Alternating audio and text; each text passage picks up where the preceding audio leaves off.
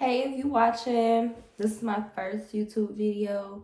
And this is my first nurseversary. So I've been a registered nurse for 1 whole year now.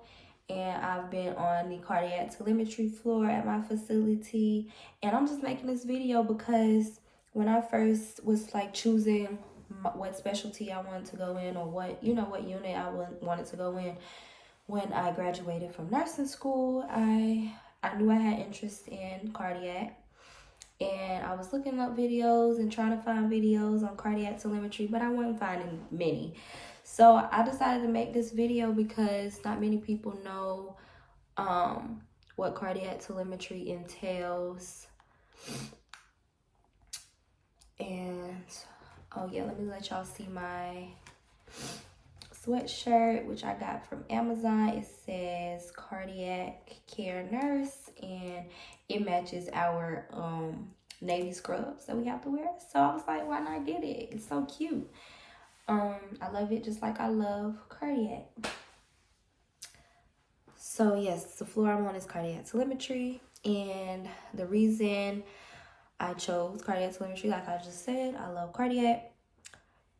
And when I had my interview during nursing school, you having your interviews, you're applying to jobs, you're about to graduate, all that good stuff. I interviewed with the cardiac telemetry floor at my facility, and the unit director I just loved her, and I love her to this day.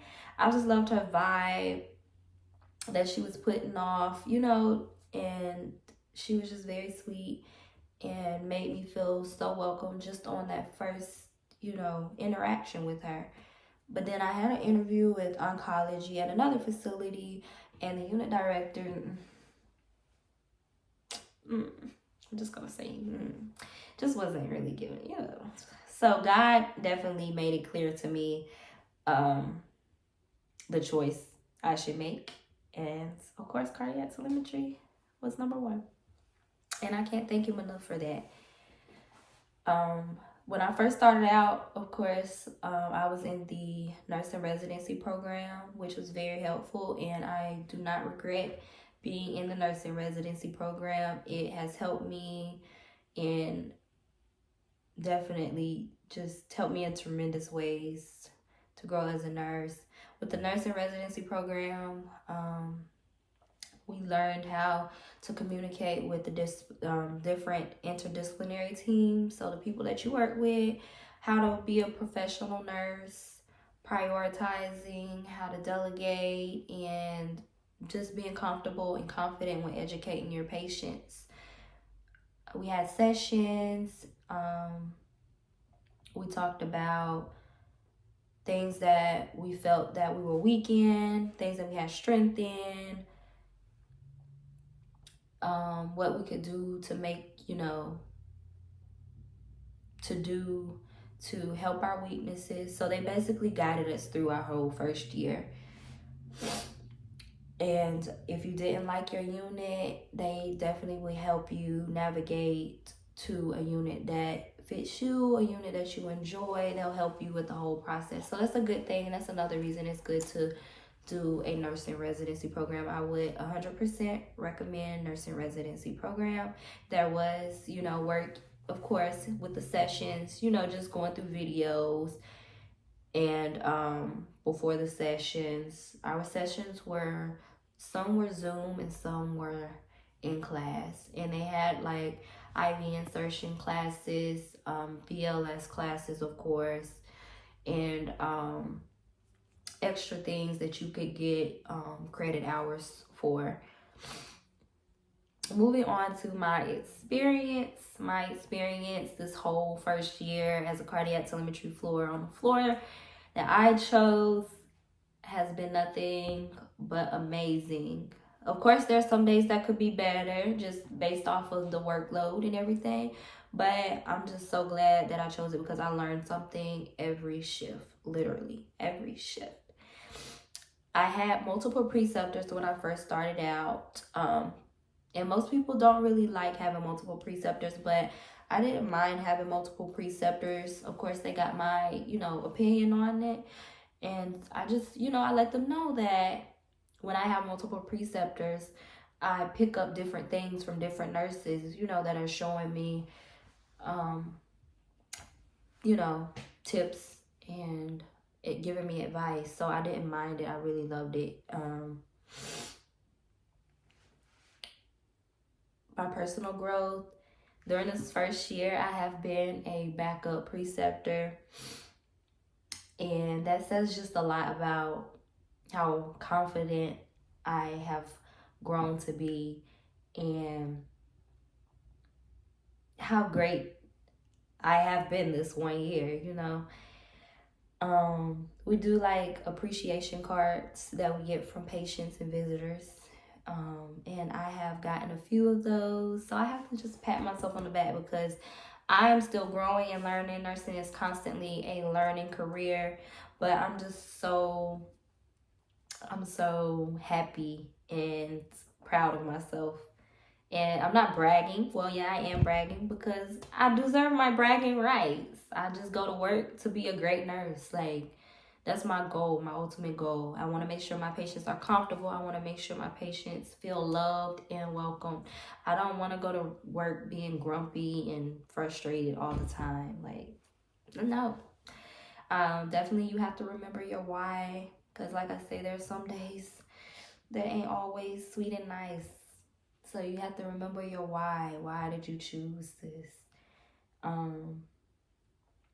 For the most part, our nurse to patient ratios when I first started out was maybe 5 or 6. Lately, now it has been 4 to 5, which on a good day you have 4, which we've been having quite a few times lately. So, I can't complain. And when I have 6 patients, I have a great staff. I have staff that I can go to, and we all help each other. We're not that type of unit, and it's a warm, welcoming unit, and I'm just glad I chose it. And that's been my experience as for my first year. Things that I see on cardiac telemetry. We get patients that may be a med-surg patient that may be transferring from another floor because they have some rhythm changes. So we monitor rhythms and heart rates. We have each monitor for each patient. So we have someone that's constantly looking at the monitors, and we also do our rhythm checks at least every 4 hours. And there's interventions and measures that we take if our patient goes into a rhythm change, such as AFib, SVT, atrial flutter, a VFib, VTAC, So, we get patients with rhythm changes. We get open hearts, cabbages, patients that come in and need a mitral valve replacement. We don't do transaortic valve replacements at my facility. Just do mainly the mitral valve replacements. We have patients that get heart caths and may or may not need stents. We get patients that come in bradycardic. We have patients that are vascular patients that come in. We have hypertension patients. I was about to say hypotensive, which we have hypotensive patients as well. Or if they have an orthostatic hypotension, we usually have on our floor heart failure patients with fluid overload. Get those quite a bit. We have patients that come in with, I can never pronounce this name right, but I had to write it down because I'll just always say that T word. I was about to say it. Takasubu is how I pronounce it. Cardiomyopathy, meaning that the patient may be experiencing some stress on the heart due to stress, physical or emotional stress. Most of the time, they've lost a loved one or they're just really under stress. And we have to definitely educate our heart patients, especially post-surgical, post-open hearts, which, some people, they just can't believe that they've had to get open heart surgery. So it's definitely something that you have to be emotionally supportive with as a nurse. Because just imagine, like, you're normal one day and then all of a sudden you're having chest pain and you have to come to the hospital and you're being told you may have to have open heart surgery. Like, that's so scary, you know, because you're opening up and cutting through my sternum and opening me up to help, you know, revitalize my arteries in my heart. You know, it's scary. And so we have to definitely educate. And that's the most important part I love about cardiac. You are always educating, because people don't realize how severe it is if you're feeling off or if you're feeling dizzy or you're really weak. You can be bradycardic, you know, and you won't even know it. I've had a few patients that said they came in with a heart rate in the 20s lately, like, and they don't know it. They just know how they feel. And I'm just like, that is nothing but the good Lord, because a heart rate in the 20s, like, I'm so glad. I'll just be like, I'm just so glad that you came in time, because I can't imagine. But I just love educating my patients, and I will make another video about each of the things that, you know, the things that I've listed that I usually see. And of course, we have certain drips, IV drips that patients are on, heparin drips, DILT drips, Lasix drips, all I can name. Some of them we can't have up there because, you know, some consider ICU patients because they have to be closely monitored on certain drips. Yeah, that's all I can really say about everything that I've seen. I was just wanting to make this video short. I didn't want to make it too long. I mean, it's my first video.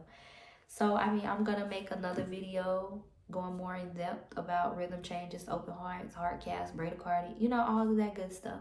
But I just wanted to let y'all know that I'm loving my life. I'm loving my life as a registered nurse on the cardiac telemetry floor. And if you're thinking about doing cardiac telemetry, do it. You will love it. So I'll drop the link to this sweatshirt down below because I love it, like I said. But yeah, that's all I have for today.